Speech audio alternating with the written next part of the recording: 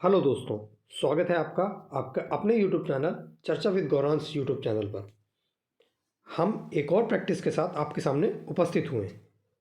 जो लोग लेखपाल, UP police, UP TT, centre TT की परीक्षाओं की तैयारी कर रहे हैं या अन्य प्रतियोगी परीक्षाओं की तैयारी कर रहे हैं जिनमें भी हिंदी पूछी जाती है, उसमें हिंदी के पूछे जाने वाले हिंदी के सबसे महत्वपूर्ण प्रश्नों का कलेक्शन आपके सामने लेकर आए हैं।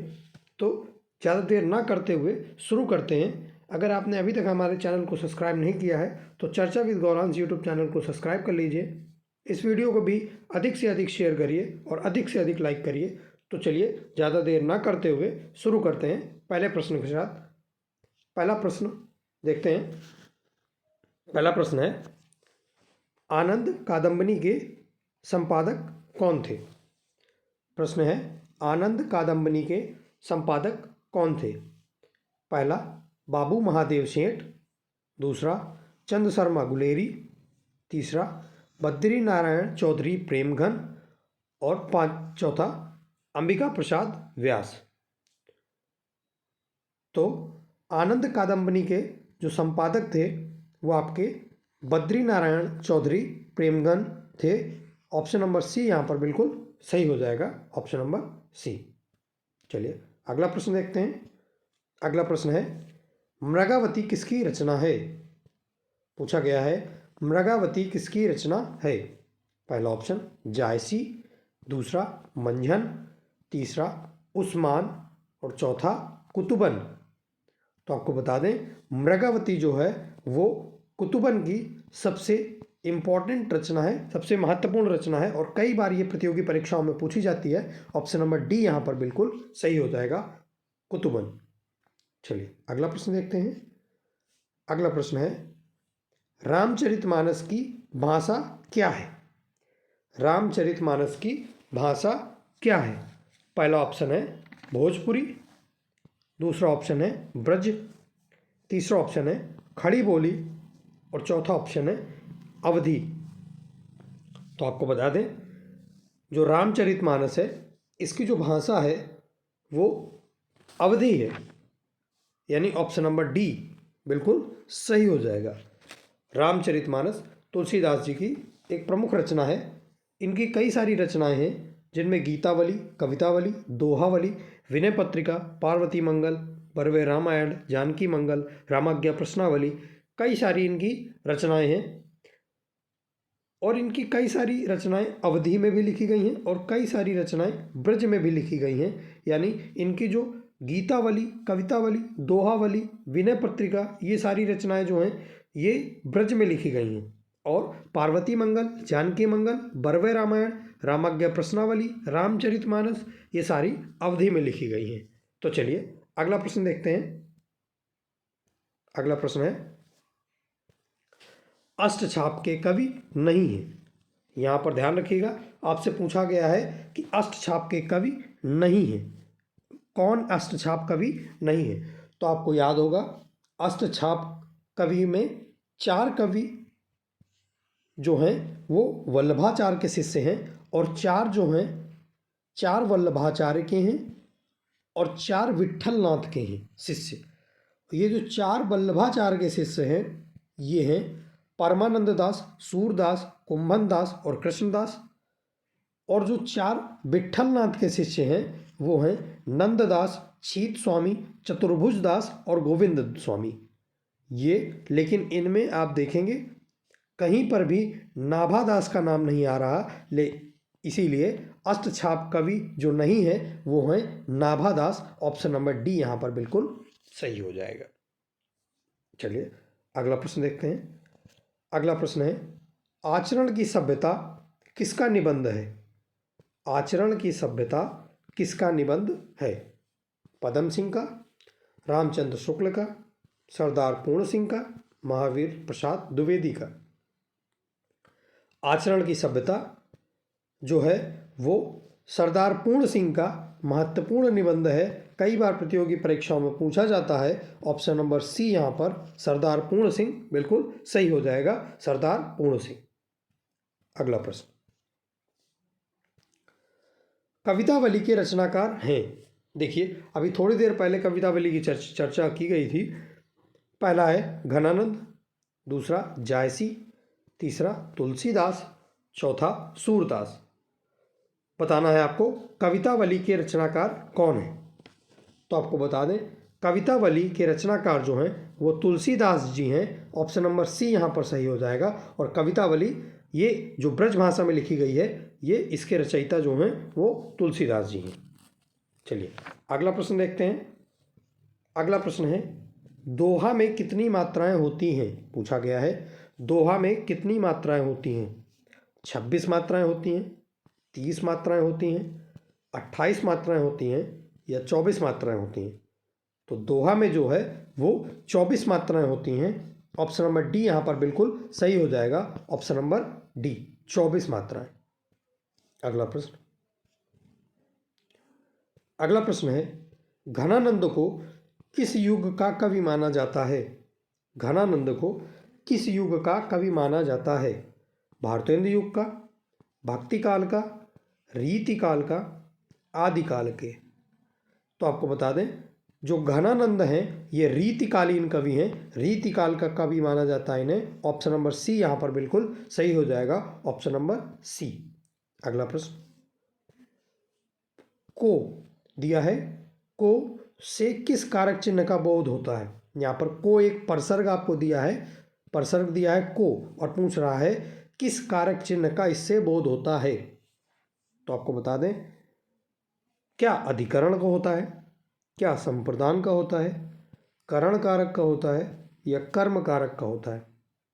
आपको बताएं कि कर्ता जो है, कर्ता का जो परसर्ग होता है ये ने होता है। कर्ता ने कर्म को करण से संप्रदान के लिए अपादान, अपादान कारक में पर।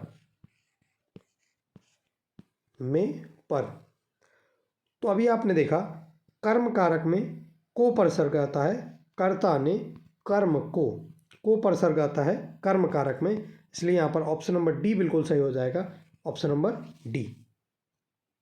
अगला प्रश्न देखते हैं। अगला प्रश्न है सूरदास जी ने किस भाषा में सूर सागर की रचना की है? पहला खड़ी बोली में, दूसरा राजस्थानी में, तीसरा ब्रज में और चौथा अवधी में।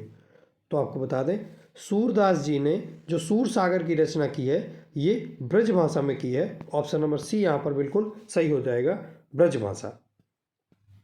अगला प्रश्न। अगला प्रश्न है संगीत में कौन सा विशेषण शब्द बनेगा? संगीत से अगर संगीत का विशेषण बनाया जाए तो क्या संगीत का विशेषण बनेगा? संगीतवान, संगीतज्ञ, संगीता या संगीत वाला? तो देखते हैं यहाँ पर संगीत वाला नहीं बनेगा, संगीता ये संज्ञा है, संगीतवान ये नहीं बनेगा, बनेगा संगीतज्ञ, ये विशेषण बनेगा। संगीत का विशेषण बनेगा संगीतज्ञ। ऑप्शन नंबर बी यहाँ पर बिल्कुल सही हो जाएगा। Option number B. अगला प्रश्न निश्चयवाचक सर्वनाम है, पूछा गया है निश्चयवाचक सर्वनाम क्या है?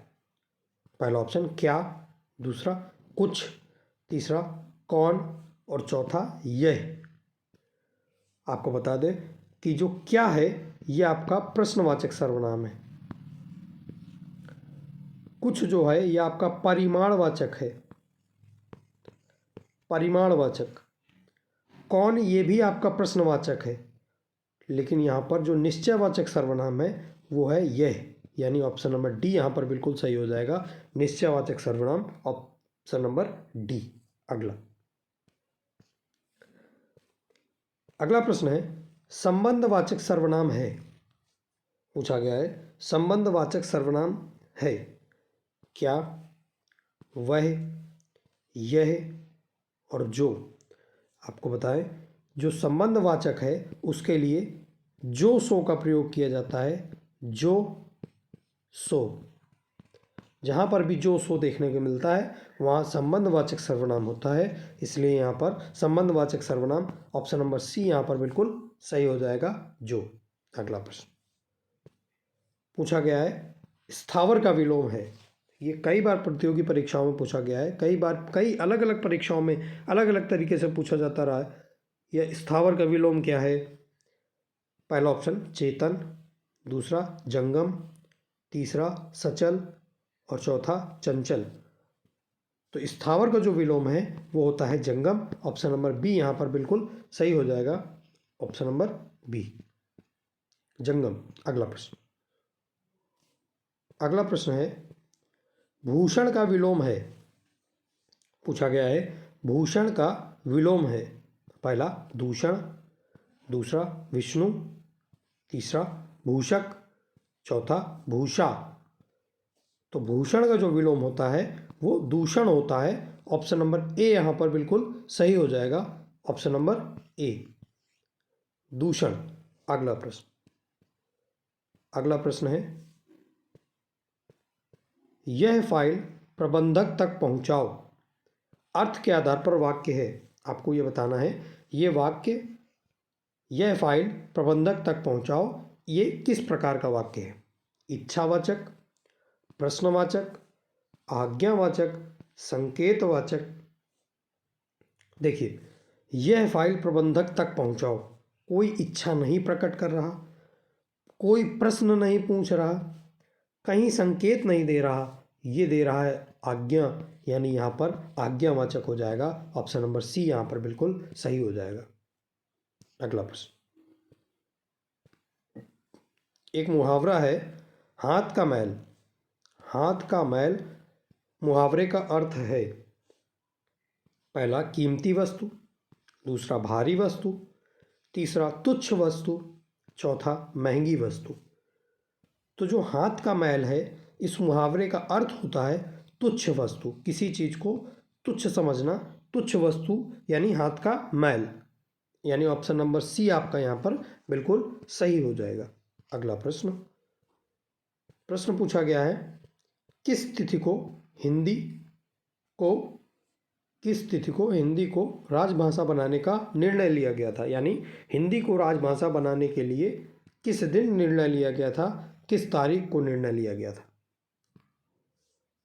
पहला ऑप्शन 15 अगस्त 1947, दूसरा ऑप्शन 14 सितंबर 1949, तीसरा ऑप्शन 26 जनवरी 1950, चौथा ऑप्शन 14 सितंबर 1950।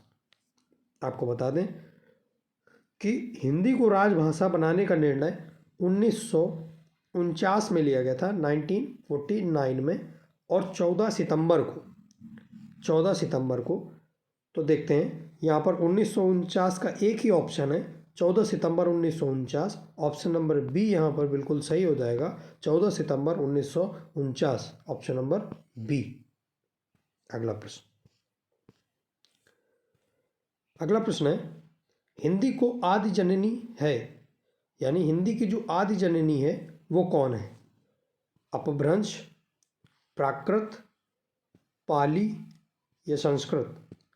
तो हिंदी की जो आदि जननी है वो संस्कृत है, और ये कई प्रतियोगी परीक्षाओं में पूछा गया है। ऑप्शन नंबर डी इसका बिल्कुल सही हो जाएगा, ऑप्शन नंबर डी संस्कृत।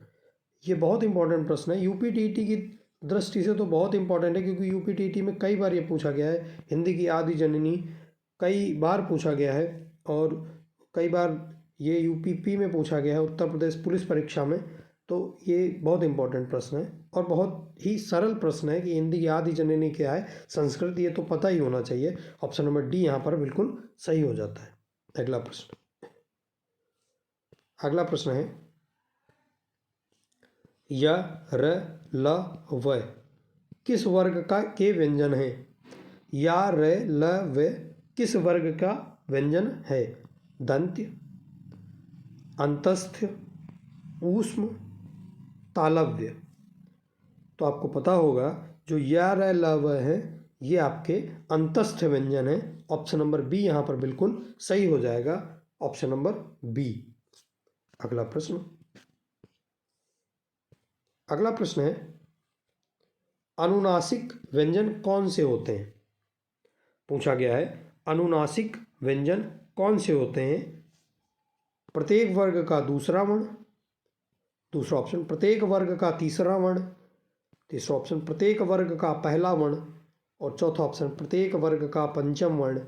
तो आपको बता दें जो अनुनासिक के व्यंजन होते हैं जो नाक से उच्चारित होते हैं या नासिका से उच्चारित होते हैं यानी प्रत्येक वर्ग का पंचम वर्ण, ऑप्शन नंबर डी यहाँ पर बिल्कुल सही हो जाएगा। अगला प्रश्न, प्रख्यात में प्रयुक्त उपसर्ग है। ये जो प्रख्यात शब्द है इस शब्द में उपसर्ग बताना है, कौन सा उपसर्ग प्रयोग किया गया है? पहला ऑप्शन है आत, दूसरा ऑप्शन है प्रख, तीसरा ऑप्शन है ता और चौथा ऑप्शन है प्रा। तो आपको बता दें जो प्रख्यात है इस प्रख्यात में प्रा उपसर्ग यूज हुआ है, प्रा उपसर्ग का प्रयोग किया गया है। ऑप्शन नंबर डी यहाँ पर बिल्कुल सही हो जाएगा, ऑप्शन नंबर डी। अगला प्रश्न, अगला प्रश्न है बेइंसाफी में प्रयुक्त उपसर्ग है। यहाँ जो बेइंसाफी शब्द दिया है इस शब्द में कौन सा उपसर्ग प्रयोग हुआ है? पहला बेइन, दूसरा बेई, तीसरा इन और चौथा बे। तो आपको बता दें जो बेइंसाफी है इसमें बे उपसर्ग का प्रयोग हुआ है, बेइंसाफी यानी बे उपसर्ग। ऑप्शन नंबर डी यहाँ पर बिल्कुल सही हो जाता है, ऑप्शन नंबर डी। अगला प्रश्न, अगला प्रश्न है करुणापूर्ण में कौन सा समास है? पूछ रहा है करुणापूर्ण में कौन सा समास है? पहला ऑप्शन कर्मधारय समास, दूसरा करण तत्पुरुष समास, तीसरा द्वंद्व समास और चौथा अव्ययी भाव समास। तो करुणापूर्ण का विग्रह करने पर प्राप्त है करुणा से पूर्ण यानी करुणा से भरा हुआ, यहाँ पर से पर सर्ग प्राप्त हुआ। तो कर्ता ने कर्म को करण से, करण तत्पुरुष यहाँ पर प्राप्त हुआ क्योंकि करुणापूर्ण तत्पुरुष समास तो है लेकिन से उपसर्ग मिलने से विग्रह में प्राप्त हो रहा है करुणा से पूर्ण यानी करण तत्पुरुष समास। ऑप्शन नंबर बी यहाँ पर बिल्कुल सही हो जाएगा, ऑप्शन नंबर बी करण तत्पुरुष समास, ऑप्शन नंबर बी। अगला प्रश्न, अगला प्रश्न है नीलकंठ में कौन सा समास है? नीलकंठ में कौन सा समास है? पहला कर्मधारय समास, दूसरा करण तत्पुरुष समास, तीसरा द्वंद्व समास, चौथा अव्ययी भाव समास। तो जो नीलकंठ है यानी नीला है कंठ जो, अर्थात कंठ की विशेषता नीला यानी विशेषण और विशेष्य प्राप्त हो रहा है, विशेषण विशेष्य प्राप्त होता है कर्मधारय समास में यानी ऑप्शन नंबर ए यहाँ पर बिल्कुल सही हो जाएगा, ऑप्शन नंबर ए। अगला प्रश्न, अगला प्रश्न है पाप और पुण्य में कौन सा समास है? पहला कर्मधारय समास, दूसरा करण तत्पुरुष समास, तीसरा द्वंद्व समास, चौथा अव्ययी भाव समास। तो जो पाप पुण्य है इस पाप पुण्य में बीच में एक योजक चिन्ह दिया है, इस योजक चिन्ह से ही पता चल जाता है कि यहाँ पर द्वंद्व समास है। ऑप्शन नंबर सी यहाँ पर सही हो जाता है, ऑप्शन नंबर सी। अगर आप इसका विग्रह भी करेंगे एक तो ये योजक चिन्ह प्राप्त होगा और दूसरा पाप पुण्य का विग्रह करने पर पाप और पुण्य प्राप्त होता है, ये और जो है ये आपका द्वंद्व समास में प्राप्त होता है यानी ऑप्शन नंबर सी यहाँ पर बिल्कुल सही हो जाएगा, ऑप्शन नंबर सी। अगला प्रश्न, अगला प्रश्न है वकील किस भाषा का शब्द है? अच्छा, इस वीडियो के पहले एक वीडियो हमने जो बनाया था पहले, इसके पहले वाली प्रैक्टिस को अगर आपने अभी तक नहीं देखा है तो इसके पहले वाली प्रैक्टिस भी आप जाकर देख लें। वहाँ पर हमने ये सारे शब्द बताए हैं कि कौन किस भाषा का शब्द है। तो वही पूछा गया है कि जो वकील है, वकील है ये किस भाषा का शब्द है? वकील किस भाषा का शब्द है? पुर्तगाली का है, तुर्की का है, फारसी का है या अरबी का है? तो इसका जो उत्तर है वकील जो है ये अरबी भाषा का शब्द है, ऑप्शन नंबर डी यहाँ पर बिल्कुल सही हो जाएगा, अरबी भाषा। अगला प्रश्न, अगला प्रश्न है अलमारी किस भाषा का शब्द है? वही क्वेश्चन है, ये इन सारे शब्दों की चर्चा हम पिछले वीडियो में कर चुके हैं। तो अलमारी किस भाषा का शब्द है पूछा गया है? पुर्तगाली, तुर्की, फारसी या अरबी? तो जो अलमारी है ये आपका पुर्तगाली भाषा का शब्द है। ऑप्शन नंबर ए यहाँ पर बिल्कुल सही हो जाएगा, ऑप्शन नंबर ए। अगला प्रश्न है, दारोगा किस भाषा का शब्द है? पूछा गया है, दारोगा किस भाषा का शब्द है? पहला ऑप्शन पुर्तगाली, दूसरा ऑप्शन तुर्की, तीसरा ऑप्शन फारसी, चौथा ऑप्शन अरबी। तो जो दारोगा है ये आपका तुर्की भाषा का शब्द है। ऑप्शन नंबर बी यहाँ पर बिल्कुल सही हो जाएगा, ऑप्शन नंबर बी तुर्की। अगला प्रश्न, आलू का तत्सम शब्द बताना है। आलू का तत्सम शब्द बताना है। पहला ऑप्शन दिया है अलुक, दूसरा शब्द दिया है आलूक, तीसरा शब्द दिया है अलूक और चौथा ऑप्शन दिया है आलक। तो जो आलू का तत्सम रूप होता है वो होता है आलुक। आलू का जो तत्सम होता है वो होता है आलुक, यानी ऑप्शन नंबर डी यहाँ पर बिल्कुल सही हो जाएगा, option number B, sorry option number B यहाँ पर बिल्कुल सही हो जाएगा। चलिए अगला प्रश्न देखते हैं। अगला प्रश्न है, बुढ़ापा में कौन सी संज्ञा है? पूछ रहा है, एक शब्द दिया है बुढ़ापा, इस शब्द में पूछ रहा है कौन सी संज्ञा है। पहला ऑप्शन समूहवाचक संज्ञा, दूसरा जातिवाचक संज्ञा, तीसरा भाववाचक संज्ञा, चौथा व्यक्तिवाचक संज्ञा। तो यहाँ पर बुढ़ापे में बताना है कौन सी संज्ञा है। देखते हैं, समूहवाचक संज्ञा नहीं है क्योंकि समूह प्रकट नहीं कर रहा। बुढ़ापा कोई जाति नहीं है तो जातिवाचक संज्ञा नहीं है, क्योंकि बुढ़ापा किसी पर्टिकुलर जाति के लिए यूज़ नहीं करता कि एक बहुत ही लोगों का संग्रह है उसमें वो जाति बनता है, नहीं होगा। व्यक्तिवाचक संज्ञा नहीं होगा, यहाँ पर भाववाचक संज्ञा होगा। बुढ़ापा एक भाववाचक संज्ञा है। ऑप्शन नंबर सी यहाँ पर बिल्कुल सही हो जाएगा, ऑप्शन नंबर सी। अगला प्रश्न पूछा गया है, नदी में कौन सी संज्ञा है? वही उसी तरह का प्रश्न है ये भी। नदी में कौन सी संज्ञा है? पहला ऑप्शन समूहवाचक संज्ञा, दूसरा जातिवाचक संज्ञा, तीसरा भाववाचक संज्ञा, चौथा व्यक्तिवाचक संज्ञा। तो नदी जो है ये सारी नदियों को नदी जो शब्द है वो अलग अलग प्रकार की नदियों को सबको प्रकट कर रहा है। एक तरह से गंगा, जमुना, सरस्वती, कावेरी, इन सब जितनी भी नदियाँ हैं इन सब नदियों की को नदी बोल दिया उसने, यानी नदी एक जाति है। इस जाति की अलग अलग, अगर यहाँ पर गंगा दे देता, सिर्फ यहाँ पर देता गंगा,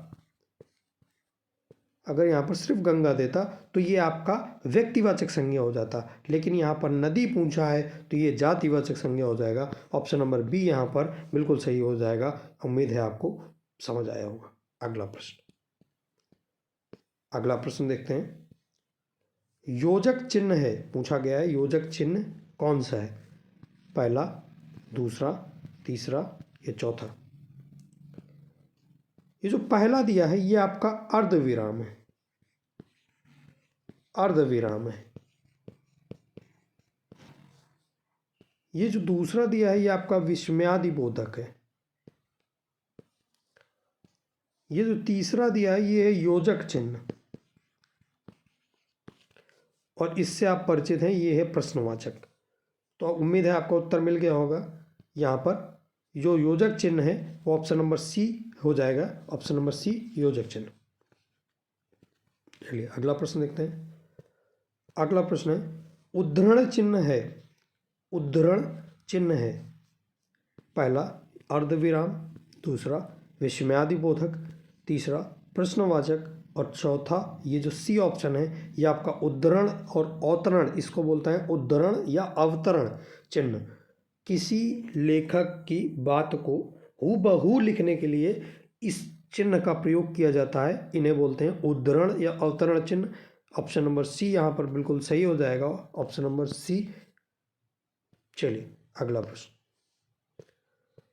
प्रश्न है, पीपर पात सरस मन डोला में अलंकार है। पूछा गया है पीपर पात सरस मन डोला। अच्छा, यहाँ पर पीपल का जो पत्ता है उसकी तुलना जो है वो मन से की गई है। देखते हैं ऑप्शन, उत्प्रेक्षा अलंकार, अनुप्रास अलंकार, रूपक अलंकार, उपमा अलंकार। यहाँ पर पीपल के पत्ते की तुलना जो है वो मन से की गई है, यानी उपमा दी गई है, यहाँ पर उपमा अलंकार हो जाएगा। ऑप्शन नंबर डी यहाँ पर बिल्कुल सही हो जाएगा। ऑप्शन नंबर डी उपमा अलंकार। चलिए अगला प्रश्न देखते हैं। अगला प्रश्न है, बहुत इंपॉर्टेंट प्रश्न है, कई प्रतियोगी परीक्षाओं में ये रचना पूछी जाती रही है। यूपी पुलिस में, यूपी लेखपाल में, मतलब सारी परीक्षाओं में ये प्रश्न तो देखने को ही मिलता रहा है। अधिकतर इस प्रश्न की अलग एक अपनी पहचान है, कई बार पूछा गया है। गुनाहों का देवता किसकी रचना है? पहला ऑप्शन रामचंद्र शुक्ल, दूसरा धर्मवीर भारती, तीसरा प्रेमचंद्र और चौथा जयशंकर प्रसाद। तो जो गुनाहों का देवता है ये धर्मवीर भारती की रचना है, बहुत ही प्रसिद्ध रचना है Gunahon ka Devta Dharmveer Bharati. Option number B यहाँ पर बिल्कुल सही हो जाएगा। Option number B Dharmveer Bharati. अगला प्रश्न है, मंगलसूत्र किसका उपन्यास है? मंगलसूत्र किसका उपन्यास है? रामचंद्र शुक्ल, धर्मवीर भारती, प्रेमचंद्र, ये जयशंकर प्रसाद। अच्छा, इस प्रश्नों को थोड़ा अलग तरीके से पूछा जाता है प्रेमचंद्र जी का कौन सा अधूरा उपन्यास है या अपूर्ण है? कौन सा उपन्यास अपूर्ण है? तो वो है मंगलसूत्र, ये अधूरा उपन्यास है अभी। ठीक है, तो ये प्रेमचंद्र जी का है और अलग अलग तरीके से अलग अलग प्रतियोगी परीक्षाओं में अलग अलग तरीके से पूछा जाता रहा है। कहीं पूछता है प्रेमचंद जी का अधूरा उपन्यास क्या है, कहीं पूछता है मंगलसूत्र किसकी रचना है। तो इस यहाँ पर पूछा है मंगलसूत्र किसका उपन्यास है, तो ऑप्शन नंबर सी यहाँ पर सही हो जाएगा, प्रेमचंद्र। Option number C. अगला प्रश्न है, जीवन के अंत तक है, जीवन के अंत तक को क्या कहेंगे? पहला जीवनंत, दूसरा मृत्यु पर्यंत, तीसरा आजीवन और चौथा जीवांत। तो जीवन का अंत तक अर्थात आजीवन। ऑप्शन नंबर सी यहाँ पर बिल्कुल सही हो जाएगा, जीवन के अंत तक मतलब आजीवन। चलिए अगला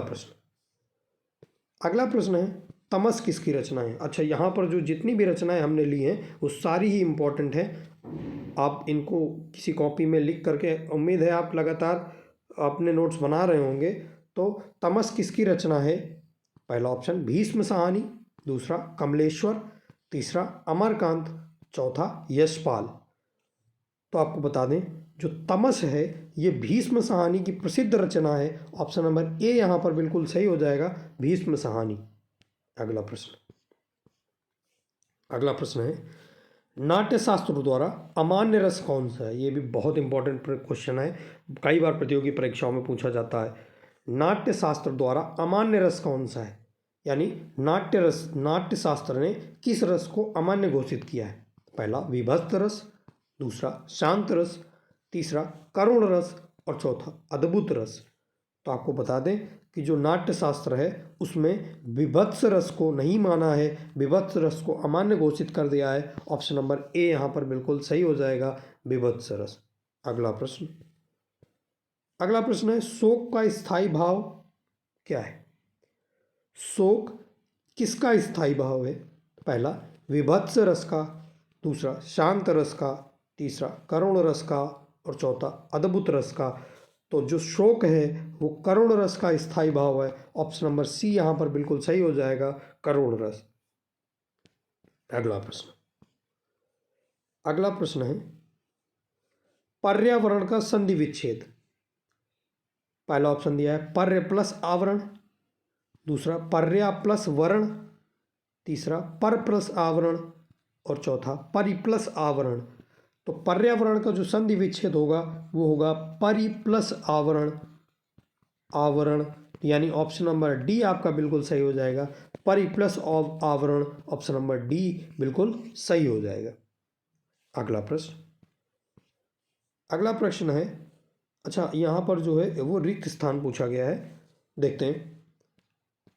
हमारा देश धीरे धीरे आत्मनिर्भरता की ओर बढ़ रहा है। यहाँ पर बताना है यहाँ पर क्या भरा जा सकता है। गंतव्य की ओर बढ़ रहा है, लक्ष्य की ओर बढ़ रहा है, मकसद की ओर बढ़ रहा है, उद्देश्य की ओर बढ़ रहा है। तो आत्मनिर्भरता का लक्ष्य निर्धारित है, यानी हमारा देश धीरे धीरे आत्मनिर्भरता के लक्ष्य की ओर बढ़ रहा है, यानी ऑप्शन नंबर बी बिल्कुल सही हो जाएगा, लक्ष्य की ओर। अगला प्रश्न, अगला प्रश्न है बुद्ध के पूर्व जन्मों की कथाएं, फिर रिक्त स्थान है, कथाएं कहलाती हैं। आपसे पूछा गया है बुद्ध के पूर्व जन्म की कथाएं क्या कहलाती हैं? तात्विक, नैतिक, श्रावक या जातक?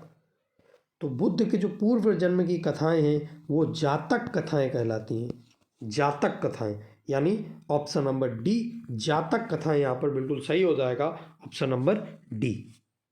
अगला प्रश्न देखते हैं। अगला प्रश्न है जो किसी के स्थान पर कार्यरत हो, यानी एक व्यक्ति, मान लीजिए दो व्यक्ति हैं, ये व्यक्ति इसके स्थान पर कार्यरत हो जाए, काम करने लगे, तो उसे क्या कहेंगे?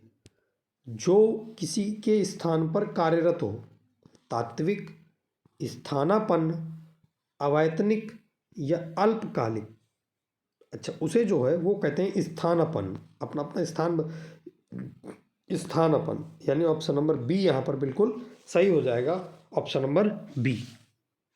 अगला प्रश्न, अगला प्रश्न है संयुक्त व्यंजन नहीं है। ये कई सारे व्यंजन दिए हैं, इनमें बताना है कि संयुक्त व्यंजन कौन सा नहीं है। तो आपको बता दें जो संयुक्त व्यंजन होते हैं वो छा, त्रा, ज्ञा, ये सारे संयुक्त व्यंजन होते हैं। ज्ञा, ये सारे, और श्रा, ये संयुक्त व्यंजन है। और इनमें त्रा, छा और ज्ञा ये सारे संयुक्त व्यंजन हैं। जो ये शाह है ये संयुक्त व्यंजन नहीं है, शाह, यानी ऑप्शन नंबर ए यहाँ पर बिल्कुल सही हो जाएगा, ऑप्शन नंबर ए। अगला प्रश्न, अगला प्रश्न है द्रगांचल, द्रगांचल का संधि विच्छेद है। इसमें द्रगांचल का संधि विच्छेद बताना है। पहला द्रंग प्लस अंचल, दूसरा द्रग प्लस अंचल, तीसरा द्रग प्लस अंचल और चौथा द्रग प्लस अंचल। अच्छा, यहाँ ये जो है वो दोनों ऑप्शन सेम हो गए हैं। चलिए हमें सही बताना है तो ये दोनों पहले काट देते हैं, ये तो होंगे ही नहीं, ठीक है। यहाँ पर जो द्रग अंचल का जो संधि विच्छेद है वो आपका हो जाएगा द्रग प्लस अंचल, यानी ऑप्शन नंबर बी यहाँ पर बिल्कुल सही हो जाएगा, द्रग प्लस अंचल। अगला प्रश्न, छायावादी कवि हैं, ये सब कवि दी गए हैं, इन कवियों में बताना है कि छायावादी युग के कौन है। पहला रामधारी सिंह दिनकर, दूसरा जयशंकर प्रसाद, तीसरा धूमिल और चौथा नागार्जुन। तो जो छायावादी युग के कवि हैं वो हैं Jaishankar Prasad, option number B यहाँ पर बिल्कुल सही हो जाएगा, जयशंकर प्रसाद छायावादी युग के कवि हैं। आंसू, लहर, चित्रधारा ये सारी इनकी रचनाएं हैं जयशंकर प्रसाद की। अगला प्रश्न देखते हैं। अगला प्रश्न है आंचलिक कथाएं, आंचलिक कथाकार कौन है? आपसे पूछा गया है जो आंचलिक कथाएं कहते हैं या आंचलिक कथाएं जिन्होंने लिखी हैं वो कथाकार कौन है? पहला ऑप्शन फणीश्वर नाथ रेणु, दूसरा जयशंकर प्रसाद, तीसरा धूमिल और चौथा नागार्जुन। तो जो आंचलिक कथाकार हैं वो हैं फणीश्वर नाथ रेणु, यानी ऑप्शन नंबर ए आपका यहाँ पर बिल्कुल सही हो जाएगा, फणीश्वर नाथ रेणु। इनकी आंचलिक कथाओं में पंचलाइट,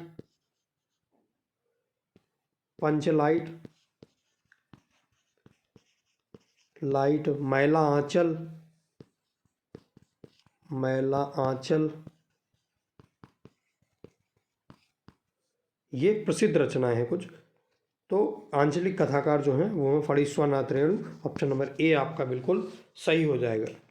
तो यहाँ से 50 प्रश्नों की श्रृंखला जो है वो ख़त्म होती है।